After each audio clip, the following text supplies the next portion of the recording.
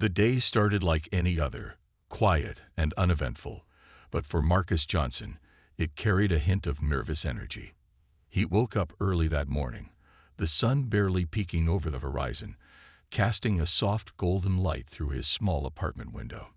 After getting dressed in the only suit he owned, a slightly worn navy blue one, he stood in front of the mirror, adjusting his tie. Today wasn't just another day. It was the day he had to face a judge about a traffic ticket he believed was unfair. Marcus lived a simple life. He worked long hours at his mechanic shop, fixing cars with care and precision. His hands were calloused from years of hard work, but they were also steady, hands that could take apart an engine and put it back together without missing a beat. Despite his tough exterior, Marcus was a gentleman, someone who always tried to see the good in people. But today, he couldn't shake off the unease settling in his chest. Something about going to court made him feel out of place, like he didn't belong in those polished hallways, filled with lawyers in expensive suits and stern-looking bailiffs. When he arrived at the courthouse, the air felt heavy, thick with tension. The building loomed above him, its towering columns making him feel smaller than he already did. Inside, the atmosphere was no less intimidating. People sat on wooden benches, some flipping through papers while others whispered anxiously. Marcus took a seat near the back, clutching the folder containing his evidence tightly in his lap. He had spent hours preparing for this moment, gathering documents, photographs, and even witness statements to prove his innocence. Still, doubt lingered in his mind. Would anyone listen? Would they care? As he waited for his name to be called, Marcus glanced around the room. There were families huddled together, young men pacing nervously, and elderly women clutching their purses as if bracing themselves for bad news. Everyone seemed to carry their own weight of worry, their own story waiting to unfold. Marcus wondered what brought them here today. Were they fighting for justice too? Or were they simply caught in the tangled web of bureaucracy? Finally, the clerk announced his name. Marcus Johnson. The sound echoed through the room, pulling him out of his thoughts. Taking a deep breath, Marcus stood up, smoothing his jacket one last time before walking toward the courtroom. Each step felt heavier than the last, his shoes clicking against the tiled floor. As he pushed open the heavy wooden door, he noticed the judge sitting high above everyone else, her expression unreadable behind thick-rimmed glasses. She looked down at him with an air of authority that made his stomach churn. Marcus reminded himself why he was there. This wasn't just about a traffic ticket. It was about fairness, about being heard. He had done nothing wrong, and he deserved a chance to tell this side of the story. With that thought in mind, he approached the podium, his heart pounding but his head held high. Little did he know, the next few minutes would change everything, not just for him, but for everyone watching. As Marcus stood at the podium, he tried to focus on the task ahead. He had practiced what he wanted to say countless times, rehearsing his points until they felt second nature. But now, with all eyes on him and the weight of the courtroom pressing down, his throat felt dry. Still, he cleared his voice and began speaking in a calm, steady tone. "Your Honor," he said respectfully, "I believe there has been a misunderstanding regarding this ticket. I'd like to present my side of the story." Before he could continue, Judge Evelyn Harper raised her hand sharply, cutting him off mid-sentence. Her gaze flickered over him dismissively, as if she had already made up her mind about who he was and what he represented. Without even glancing at the evidence in his folder, she leaned back in her chair, her lips curling into a faint smirk. "Let me guess," she said, her voice dripping with sarcasm. "You're going to tell me how you're different from everyone else who comes through here claiming they didn't do anything wrong." The comment stung, but Marcus forced himself to stay composed. He nodded politely and replied, "I'm not claiming to be perfect, Your Honor. I just want to explain." "Explain?" Judge Harper interrupted again, raising her voice slightly. "Oh, we've heard plenty of explanations before. Excuses, more like it. Always the same song and dance." She paused, letting her words hang in the air for a moment before adding, You people always think the rules don't apply to you." Her choice of words sent a ripple through the courtroom. A few people shifted uncomfortably in their seats, while others exchanged uneasy glances. Marcus felt his jaw tighten, but he kept his expression neutral. The phrase "you people" lingered in the air, heavy with implication. It wasn't just careless. It was calculated, meant to demean and diminish him. For a brief moment, Marcus wondered if anyone else noticed or cared. Did they hear the subtle venom in her tone? Or were they too afraid to react? Judge Harper seemed oblivious to the tension building around her. Instead, she continued her tirade, gesturing vaguely toward Marcus as if he were some kind of nuisance rather than a person standing in front of her. "Do you know how many cases like yours come through this court every week?"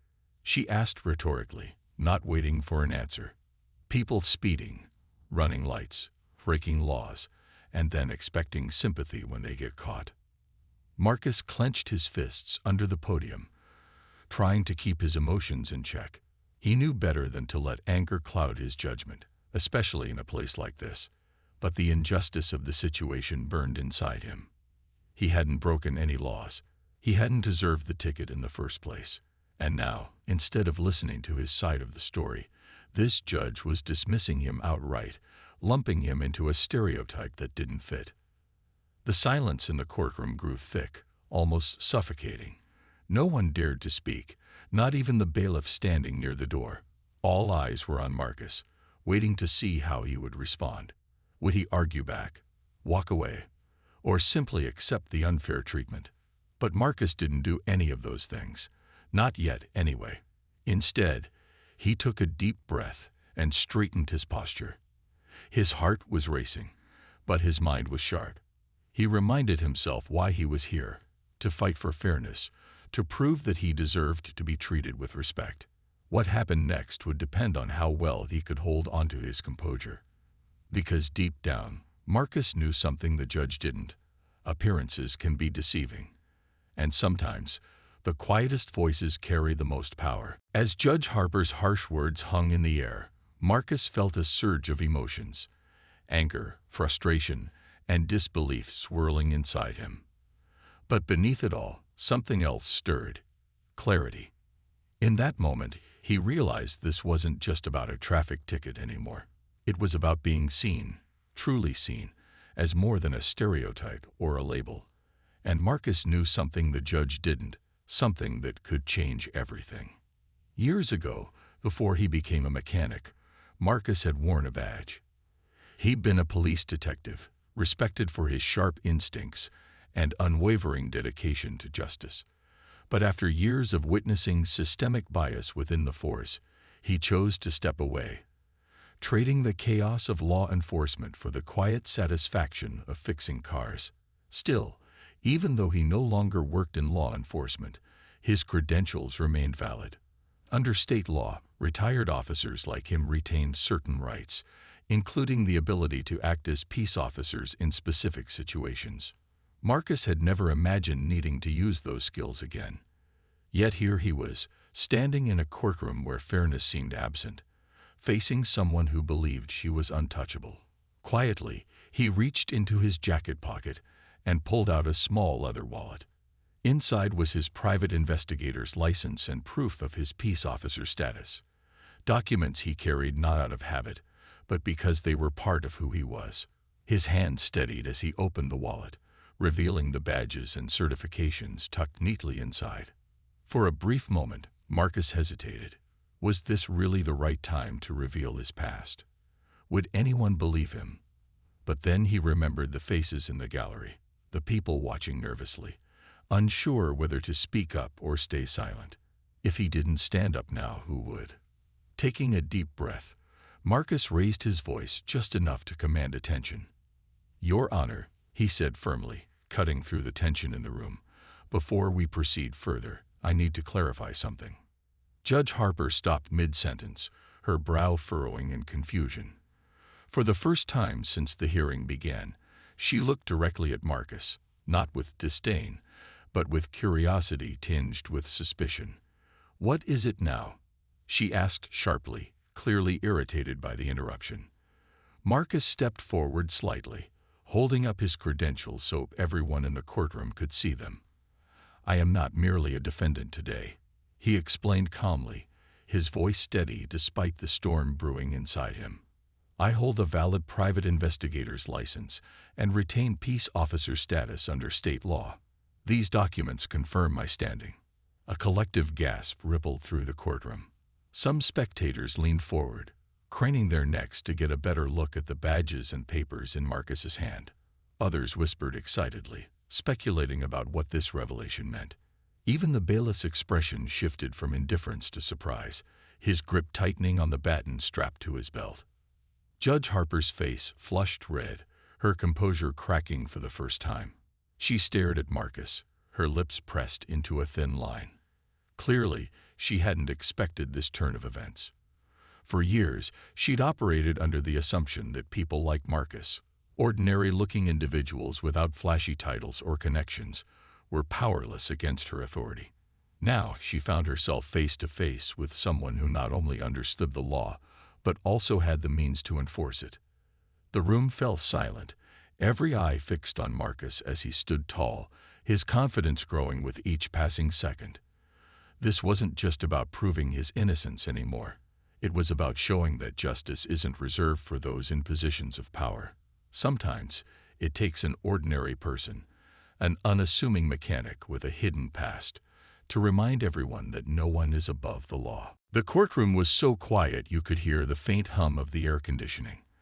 All eyes were glued to Marcus as he stood there, his credentials still held aloft for everyone to see. Judge Harper's face had turned a deep shade of crimson, her usual stern demeanor faltering under the weight of the unexpected revelation. For the first time in years, perhaps ever, she looked unsure of herself. The gavel she clutched tightly in her hand seemed more like a lifeline than a tool of authority now. Marcus didn't waste any time. He knew this moment wouldn't last forever. If he wanted to take control of the situation, he had to act quickly and decisively. Lowering his wallet, but keeping his voice firm, he addressed the judge again. "Your Honor," he began, his tone respectful yet unyielding, "I must inform you that your comments earlier today amount to discriminatory behavior. They are not only inappropriate but also unlawful." A murmur spread through the gallery, growing louder with each word Marcus spoke. Some people nodded in agreement, while others exchanged wide-eyed glances, clearly stunned by the boldness of his words. Even the bailiff shifted uncomfortably, unsure whether to intervene or let Marcus continue. "I'm aware of my rights," Marcus went on, his voice steady despite the adrenaline coursing through him, "and I am equally aware of the responsibilities that come with them. Under state law, I have the authority to make a citizen's arrest when witnessing misconduct by public officials. Your actions here today constitute abuse of power, and I cannot ignore that." Judge Harper's jaw dropped slightly, her expression caught somewhere between disbelief and outrage. She opened her mouth to respond, but no words came out. Instead, she gripped the edge of her bench, her knuckles turning white. The arrogance that had defined her earlier was crumbling before their very eyes, replaced by something far less composed: panic. Marcus pressed forward, his words measured but deliberate. "I'm placing you under arrest, Your Honor, for discriminatory conduct and violation of ethical codes governing judicial behavior." As he said this, he turned slightly toward the bailiff standing nearby. "Officer," he called out, using the term intentionally, "please assist me in removing Judge Harper from the chamber. This is now an official matter." The bailiff hesitated, his confusion evident. His gaze darted back and forth between Marcus and the judge, torn between protocol and disbelief. Finally, after what felt like an eternity, he stepped forward cautiously. "Sir," he said, addressing Marcus, "are you certain about this? You understand the implications?" "I do," Marcus replied without hesitation. "This isn't personal. It's about accountability. If we allow misconduct to go unchecked, then what kind of system are we upholding?" His words resonated throughout the room, striking a chord with those who had witnessed Judge Harper's tirade earlier. Slowly, the murmurs of disbelief turned into nods of approval. One woman in the front row whispered loudly enough for others to hear, "Good for him." Someone needed to stand up to her. Meanwhile, Judge Harper struggled to regain her footing, both literally and figuratively. Her chair scraped against the floor as she rose abruptly, her face contorted with fury. "This is preposterous," she exclaimed, pointing a trembling finger at Marcus. "You can't arrest me. I'm a judge. And I'm someone who knows the law." Marcus countered calmly, meeting her gaze without flinching. "Your title doesn't exempt you from it, Your Honor. In fact, it holds you to a higher standard, one you failed to meet today." The tension in the room reached its peak as the bailiff finally moved closer to Judge Harper, his posture stiff but professional. "Ma'am," he said gently but firmly, "please step down from the bench. We need to resolve this matter properly." For a moment, it seemed as though Judge Harper might resist. Her chest heaved with anger, and her hands balled into fists at her sides. But then, realizing the futility of fighting back, she reluctantly complied. With one last glare at Marcus, she descended from the bench, her heels clicking sharply against the floor, a sound that echoed like the final notes of a symphony. As she passed by Marcus, she muttered under her breath, "You'll regret this." But Marcus didn't flinch. He simply watched her go, his expression calm and resolute. What happened next would ripple far beyond the walls of this courtroom, but for now, justice had taken its first step forward. And everyone present knew they had witnessed something extraordinary. The moment Judge Harper stepped down from the bench, chaos erupted in the courtroom. Whispers turned into murmurs, murmurs grew into loud conversations, and soon the entire room was buzzing with disbelief and excitement. Spectators leaned over the wooden railings, craning their necks to get a better view of the unprecedented scene unfolding before them. Some people pulled out their phones, frantically recording videos or snapping photos, while others simply stared in stunned silence, unable to process what they were witnessing. Judge Harper, now standing beside the bailiff, looked as though she'd been struck by lightning. Her face was pale except for the blotchy red patches on her cheeks, a mix of embarrassment and fury. She shot daggers at Marcus with her eyes, but he remained unfazed, his posture steady and composed. For the first time in years, she wasn't the one holding all the power, and it showed. "Order! Order!" the bailiff shouted, raising his voice above the commotion. But his command did little to calm the crowd. People continued talking animatedly, pointing fingers, and exchanging theories about how this day would end. A young man in the front row even stood up, clapping loudly before being quickly shushed by those around him. The energy in the room was electric, charged with a sense of justice finally breaking through years of unchecked authority. Marcus took a step back from the podium, giving the bailiff space to handle the situation. He didn't want to appear overzealous or aggressive. His goal wasn't to humiliate Judge Harper but to hold her accountable. Still, he couldn't help feeling a surge of satisfaction as he watched the woman who had dismissed him so casually just moments ago now reduced to squirming under public scrutiny. "This is outrageous," Judge Harper snapped, turning toward the bailiff. "You can't seriously allow this. This *man* to arrest me. Do you know who I am?" The bailiff hesitated, clearly torn between following protocol and deferring to someone who had always been untouchable in his eyes. After a long pause, he glanced at Marcus, then back at Judge Harper.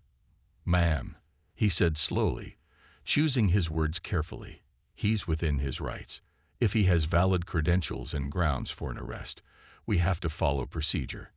Hearing those words seemed to deflate Judge Harper further. She slumped slightly, her shoulders sagging as if the weight of her actions, and their consequences, was finally sinking in. Her gaze darted around the room, searching for allies, but found none. Even her clerk, usually loyal to a fault, avoided making eye contact, pretending to shuffle papers instead. Meanwhile, Marcus addressed the gallery, raising his hand slightly to quiet the crowd. "Ladies and gentlemen," he began, his voice calm but commanding, "I understand this is shocking. Believe me, I never expected to be here today either. But when someone abuses their power, it's our duty, not just mine, to speak up. Justice isn't about titles or positions. It's about fairness. And that's what I'm fighting for."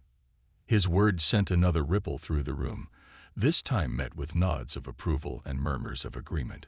One elderly woman near the back wiped tears from her eyes, whispering to her companion, "He's right. Someone needed to do something about her." Others cheered softly, careful not to draw too much attention but eager to show their support. As the bailiff guided Judge Harper toward the exit, she stumbled slightly, her high heels clicking unevenly against the tiled floor. Cameras flashed, capturing her flushed face and disheveled appearance. It was a stark contrast to the polished, authoritative figure she had been when the hearing began. When they reached the door, she turned abruptly, glaring at Marcus one last time. "You think this is over?" she spat, her voice trembling with anger. "This isn't done." Marcus met her gaze without flinching. "It's only beginning," he replied evenly. His tone carried no malice, just quiet determination. He knew this incident wouldn't resolve everything overnight, but it was a start, a crack in the wall of impunity that had shielded people like Judge Harper for far too long. The courtroom doors swung shut behind her, leaving an eerie silence in her wake. Slowly, the energy shifted again, this time filled with awe and reflection. People began filing out quietly, some stopping to thank Marcus on their way. As he stood there, still gripping his folder of evidence, Marcus felt a strange mix of emotions: relief, pride, and a lingering sense of responsibility. This moment might have ended, but the fight for fairness was far from over. By the time Judge Harper disappeared through the heavy wooden doors of the courtroom, the buzz inside had transformed into something bigger than anyone could have anticipated. Word of what had happened spread like wildfire beyond the courthouse walls. Reporters stationed outside for unrelated cases caught wind of the dramatic scene and quickly turned their attention to Marcus.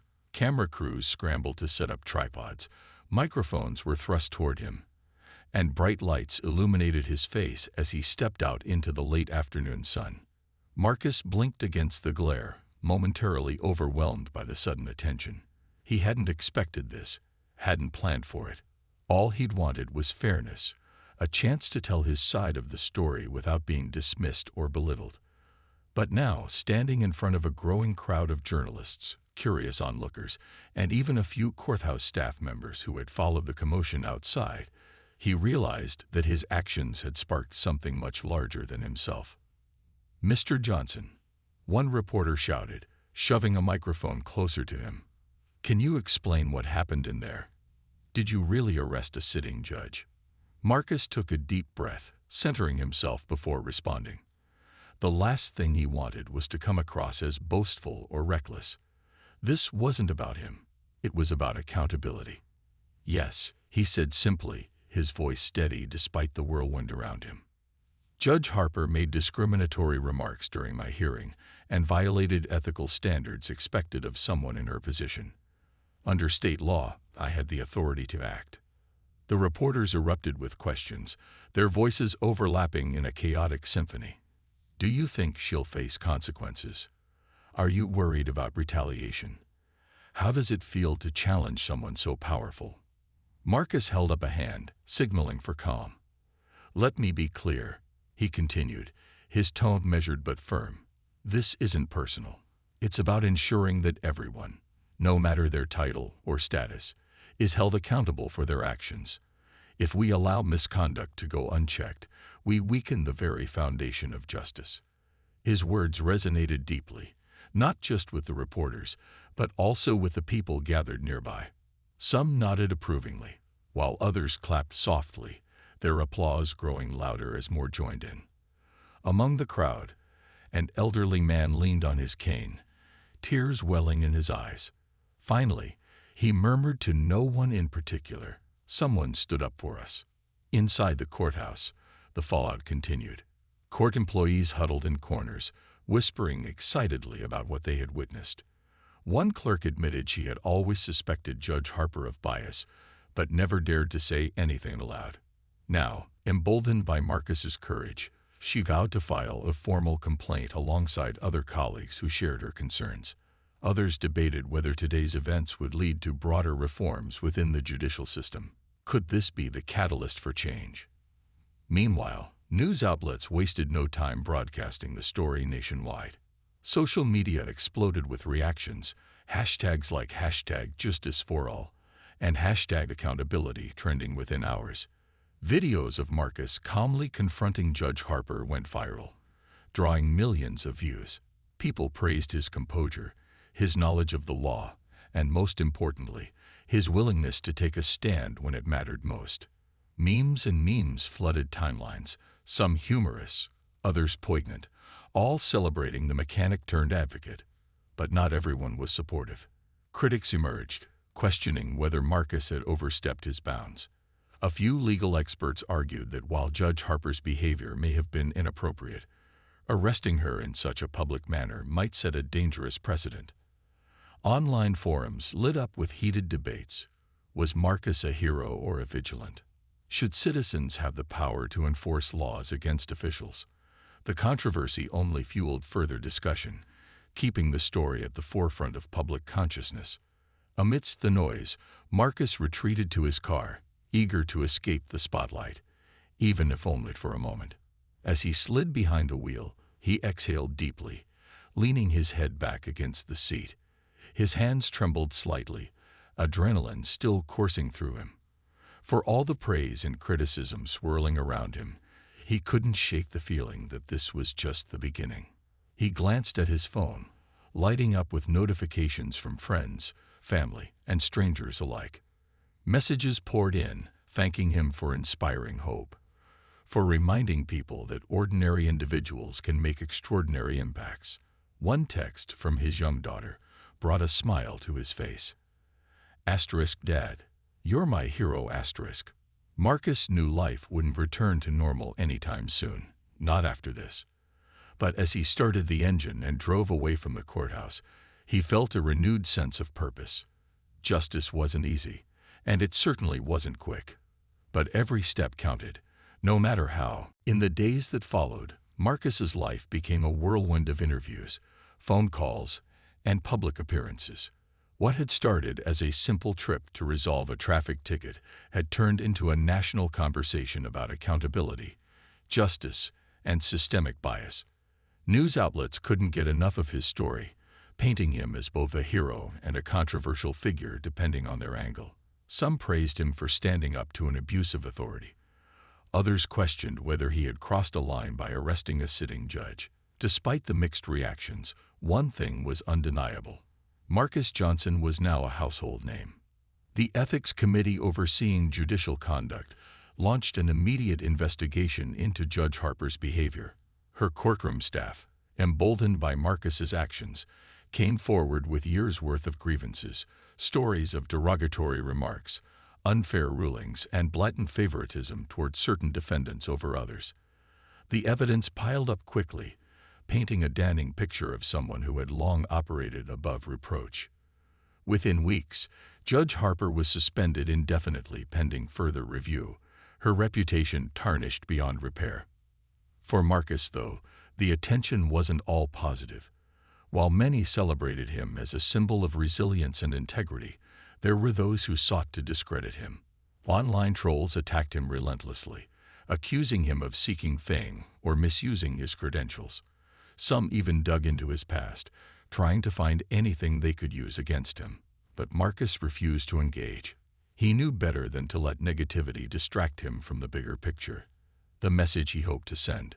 One evening, after a particularly grueling day of interviews, Marcus sat at his kitchen table with his daughter, Mia.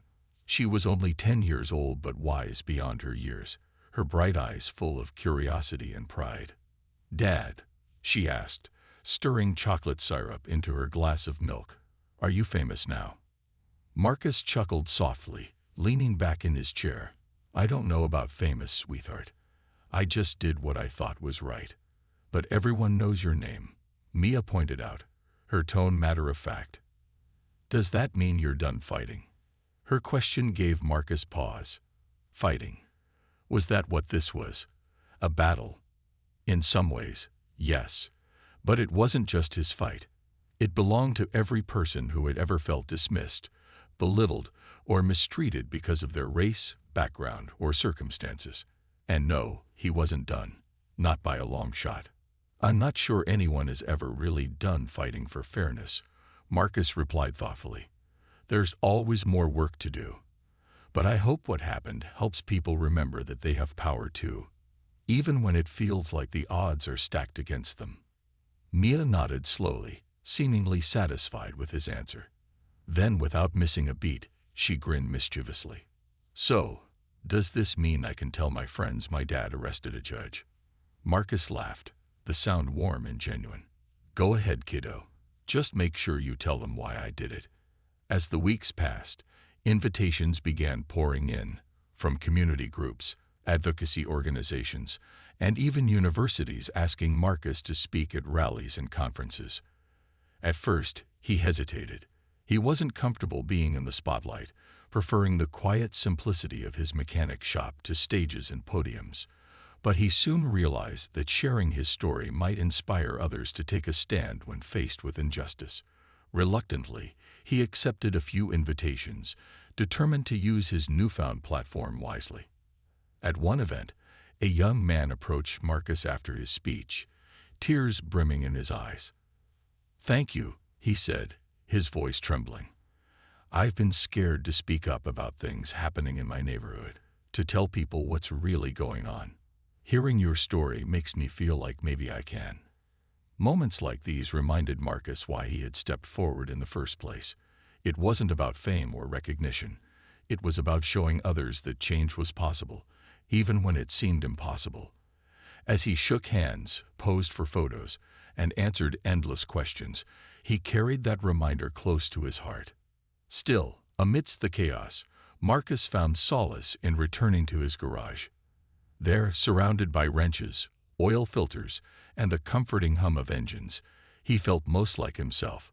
Fixing cars gave him a sense of purpose, a way to contribute quietly while processing everything that had happened. Life might have changed dramatically, but at least here, among the grease-stained floors and familiar tools, things remained constant. Late one night, as Marcus locked up the shop and headed home under a sky dotted with stars, he reflected on how far he'd come and how much farther there was to go. Justice wasn't something you achieved overnight. It was a journey, slow and steady. And though he couldn't predict what lay ahead, one thing was clear. Marcus Johnson had ignited a spark. Now, it was up. Months passed, and the ripple effects of Marcus's actions continued to spread far beyond the courthouse where it all began. The Ethics Committee concluded its investigation into Judge Harper, issuing a damning report that confirmed her misconduct. She was formally removed from the bench, her career in law ending not with dignity but with disgrace. For many who had suffered under her rulings, this outcome felt like long overdue justice. It wasn't just about one judge. It was about sending a message that no one, regardless of their position, was untouchable. In the wake of these developments, discussions about judicial accountability gained momentum across the country. Lawmakers proposed reforms aimed at addressing bias and misconduct within the legal system. Community organizations held workshops to educate people about their rights and how to navigate systems often stacked against them. Even schools incorporated Marcus's story into civics lessons, teaching students that ordinary individuals could spark extraordinary change. His name became synonymous with courage, a reminder that standing up for what's right can inspire others to do the same. For Marcus, life slowly returned to a semblance of normalcy.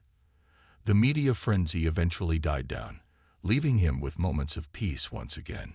He went back to fixing cars, his hands steady as they tightened bolts and adjusted engines.